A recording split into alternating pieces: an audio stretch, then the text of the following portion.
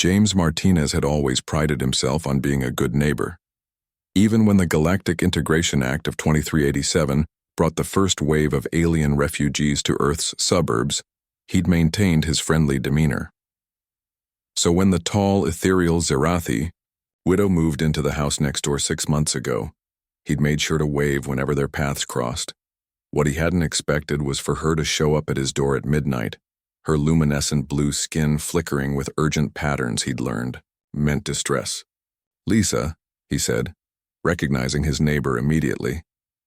The universal translator collar around her neck hummed softly as she spoke. "James of House Martinez," she began formally, her 4 arms pressed together in the traditional Zarathi greeting. "I come to you with a proposition that may seem unusual." James rubbed his eyes, still adjusting to being awakened. "Come in, Lisa. You look upset." She glided into his living room, her movements graceful despite her obvious agitation. The bioluminescent patterns across her skin shifted from urgent blue to nervous purple. "My homeworld faces extinction," she said without preamble.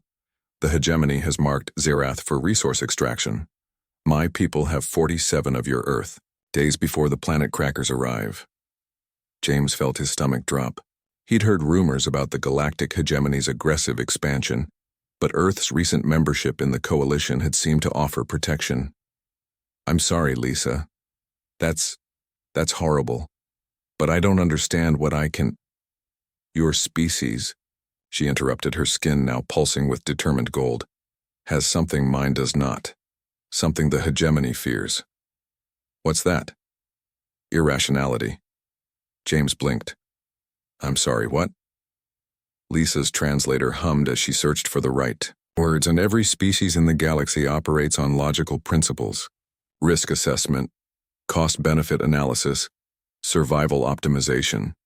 Even the hegemony's brutality follows predictable patterns." Her skin brightened. "But humans do impossible things for impossible reasons."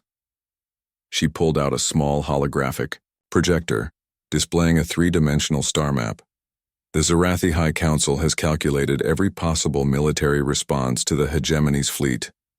We lose in every scenario. Every logical species would surrender, accept relocation, preserve what lives they could, but you're not going to surrender." "No." Her skin flashed brilliant white.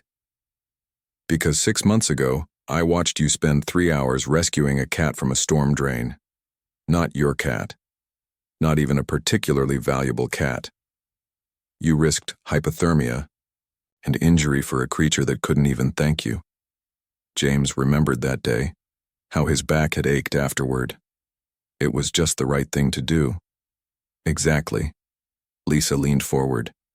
"The hegemony's war computers cannot predict human behavior, because you do not follow optimal survival strategies. You fight when you should flee, sacrifice when you should preserve, hope when you should despair."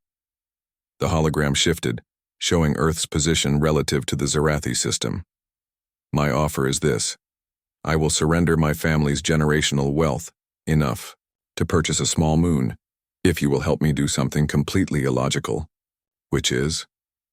"Steal a hegemony dreadnought." James stared at her.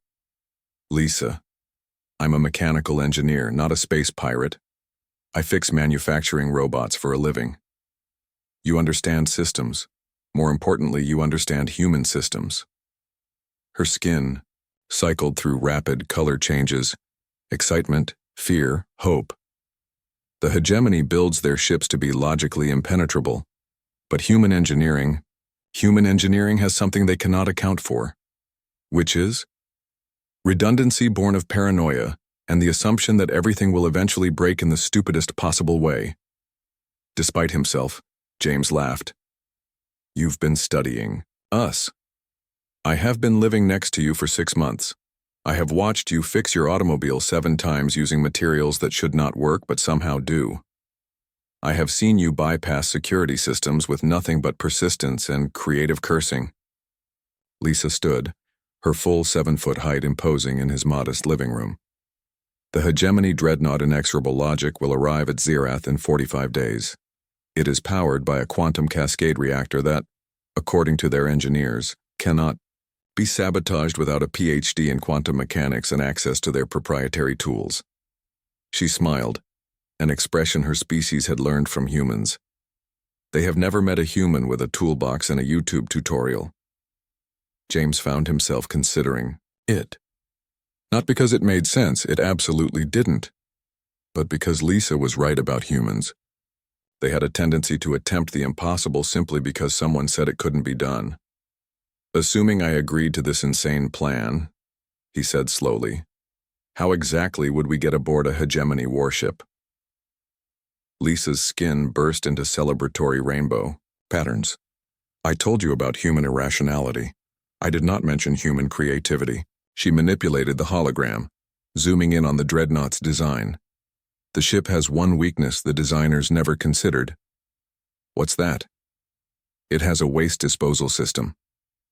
James groaned. Please tell me you're not suggesting what I think. You're suggesting.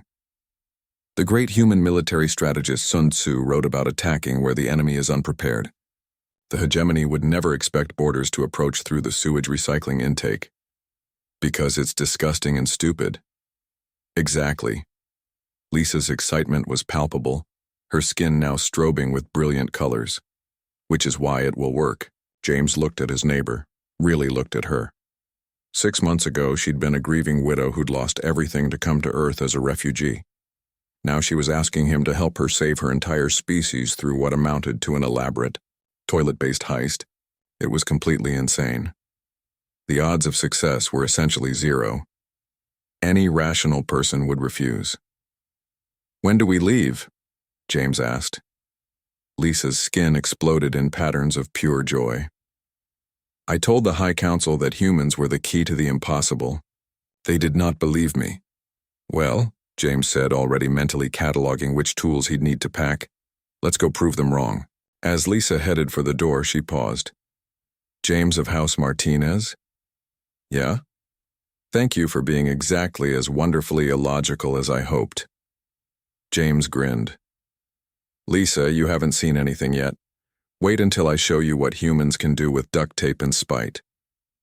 Outside, the stars waited, and somewhere among them, a hegemony dreadnought continued its inexorable approach toward Zarathi, completely unprepared for the chaos that human creativity was about to unleash upon its perfectly logical systems.